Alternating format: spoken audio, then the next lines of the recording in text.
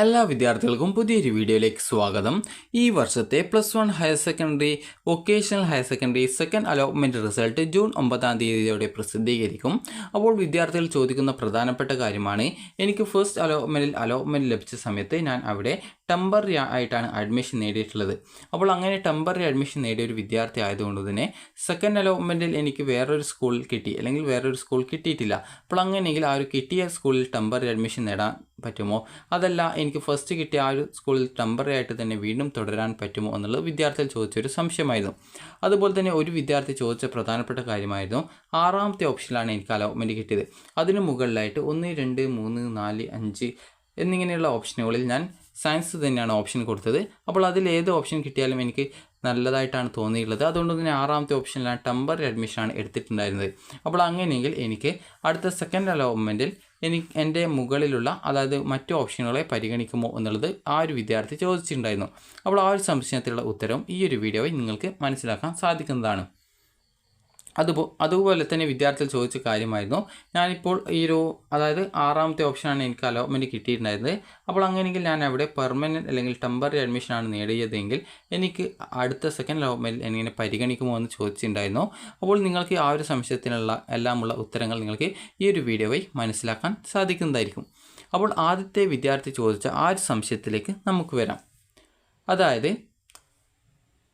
ഒരു വിദ്യാർത്ഥി ഇപ്പോൾ ആദ്യം തന്നെ, അതായത് ആ ഒരു വിദ്യാർത്ഥിക്ക് അലോട്ട്മെൻറ്റായിട്ട് ലഭിച്ചിട്ടുണ്ടായിരുന്ന ഓപ്ഷൻ എന്ന് പറയുന്നത് ഇപ്പോൾ ഏതെങ്കിലും ഒരു ഓപ്ഷനാണെന്ന് വിചാരിക്കാം.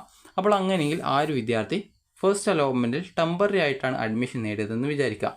ടെമ്പററി അഡ്മിഷൻ എന്ന് പറയുമ്പോൾ ഫീസ് കൊടുക്കാതെ സർട്ടിഫിക്കറ്റ് മാത്രം കൊടുത്ത് നേടുന്ന അഡ്മിഷനാണ് ടെമ്പററി അഡ്മിഷൻ എന്ന് പറയുന്നത്. അപ്പോൾ ആ ഒരു വിദ്യാർത്ഥിക്ക് സെക്കൻഡ് അലോട്ട്മെൻറ്റിൽ മറ്റൊരു ഓപ്ഷനിലേക്ക് കിട്ടിയെന്ന് വിചാരിക്കുക. അതായത് ജസ്റ്റ് ഞാനൊരു ഉദാഹരണത്തിന് 5 ഓപ്ഷൻ വെച്ചിട്ട് പറയാം. അപ്പോൾ 5 ഓപ്ഷൻസ് ഈ ഒരു 5ാമത്തെ ഓപ്ഷനാണ് ആ ഒരു വിദ്യാർത്ഥിക്ക് കിട്ടിയത്.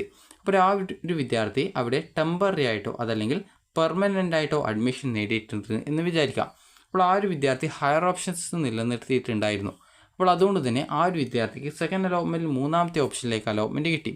അപ്പോൾ അങ്ങനെയെങ്കിൽ അവിടെ ടെമ്പററി ആയിട്ട് തുടരാൻ പറ്റുമോ എന്ന് ചോദിച്ചിട്ടുണ്ടായിരുന്നു. അപ്പോൾ വിദ്യാർത്ഥികൾ മനസ്സിലാക്കേണ്ടത്, ഈ ഒരു ഫസ്റ്റ് അലോട്ട്മെൻറ്റ് ഉണ്ട്, സെക്കൻഡ് അലോട്ട്മെൻറ്റ് ഉണ്ട്, തേർഡ് അലോട്ട്മെൻറ്റ് ഉണ്ട്. ഈ ഒരു സെക്കൻഡ് അലോട്ട്മെൻറ്റിന് ശേഷം ട്രാൻസ്ഫർ ഉണ്ടെങ്കിൽ മാത്രമാണ് നിങ്ങൾ പെർമനൻറ്റ് അഡ്മിഷൻ എടുക്കേണ്ടതായിട്ട് വരുള്ളൂ.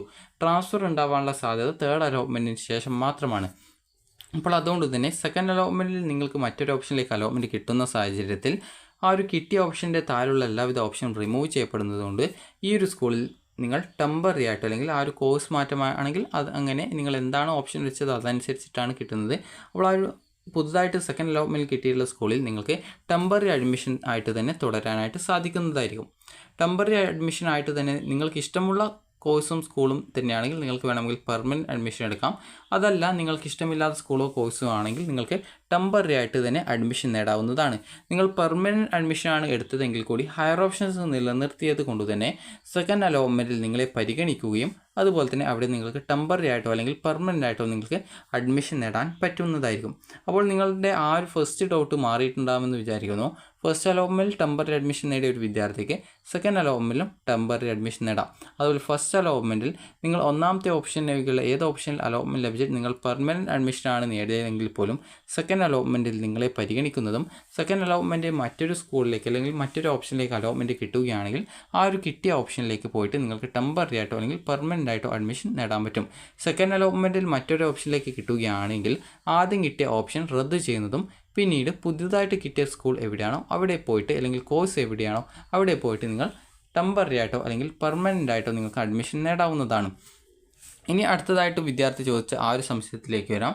അപ്പോൾ ആ ഒരു വിദ്യാർത്ഥി കൊടുത്തിട്ടുണ്ടായിരുന്നത് അതായത് 6 ഓപ്ഷനായിരുന്നു. എന്നാൽ 6ാമത്തെ ഓപ്ഷനിൽ ആ ഒരു വിദ്യാർത്ഥിക്ക് ഇപ്പോൾ ഫസ്റ്റ് അലോട്ട്മെൻറ്റ് കിട്ടിയിട്ടുണ്ടായിരുന്നു. ആ ഒരു വിദ്യാർത്ഥി അവിടെ ടെമ്പററി ആയിട്ട് അല്ലെങ്കിൽ പെർമനൻ്റ് ആയിട്ടാണ് ജോയിൻ ചെയ്തത്. എങ്ങനെ ജോയിൻ ചെയ്ത് കഴിഞ്ഞാലും നിങ്ങളുടെ ഓപ്ഷൻസിൽ ഹയർ ഓപ്ഷൻ എന്ന് പറഞ്ഞാൽ ഇവിടെ 6ാമത്തെ ഓപ്ഷൻ കിട്ടിയത് കൊണ്ട് തന്നെ അതിന് മുകളിലുള്ള, അതായത് ഇപ്പോൾ നിങ്ങളൊരു 10 ഓപ്ഷൻ കൊടുത്തിട്ടുണ്ടെങ്കിൽ 6ാമത്തെ ഓപ്ഷൻ്റെ താഴെയുള്ള എല്ലാവിധ ഓപ്ഷനും ഫസ്റ്റ് അലോട്ട്മെൻറ്റ് കിട്ടിയ സമയത്ത് റദ്ദായിട്ടുണ്ടാകും. അപ്പോൾ ആ ഒരു കിട്ടിയിട്ടുള്ള ഓപ്ഷൻ എന്ന് പറയുന്നത് 6ാമത്തെ ഓപ്ഷനാണ്.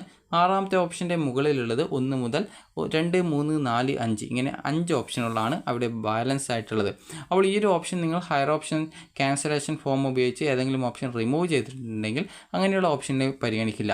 അതേസമയം നിങ്ങൾ ഈ ഒരു ഓരോ ഓപ്ഷനും റിമൂവ് ഒന്നും ചെയ്തിട്ടില്ല, അതായത് ഓരോ ഓപ്ഷനും ഡിലീറ്റ് ഒന്നും ചെയ്തിട്ടില്ല ചെയ്തിട്ടില്ല. അപ്പോൾ അങ്ങനെയെങ്കിൽ ആ ഒരു ഓപ്ഷനുകൾ അവിടെ തന്നെ ഉണ്ടാവും.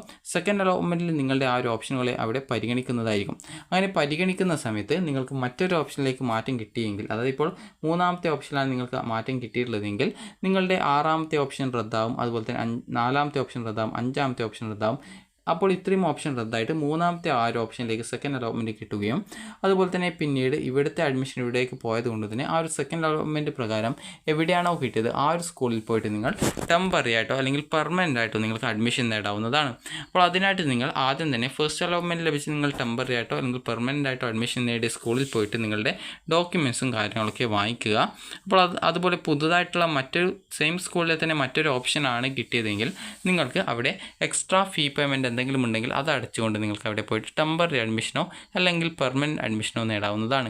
ടെമ്പററി അഡ്മിഷനാണ് നേടുന്നതെങ്കിൽ ഫീസും കാര്യങ്ങളൊന്നും കൊടുക്കേണ്ട, നിങ്ങളുടെ അഡ്മിഷനൊന്ന് മാറ്റിയിട്ട് സെക്കൻഡ് അലോട്ട്മെൻറ്റ് കിട്ടിയ ആ ഒരു ഓപ്ഷനിലേക്ക് മാറ്റിയാൽ മതിയാകും. അപ്പോൾ ഇത്രയുമാണ് ഈ ഒരു കാര്യം എന്ന് പറയുന്നത്. അപ്പോൾ വിദ്യാർത്ഥികൾക്ക് ഈ ഒരു വീഡിയോ ഉപകാരപ്രദമായിട്ടുണ്ടെങ്കിൽ ലൈക്ക് ചെയ്യുക, ഷെയർ ചെയ്യുക. Thank you for watching.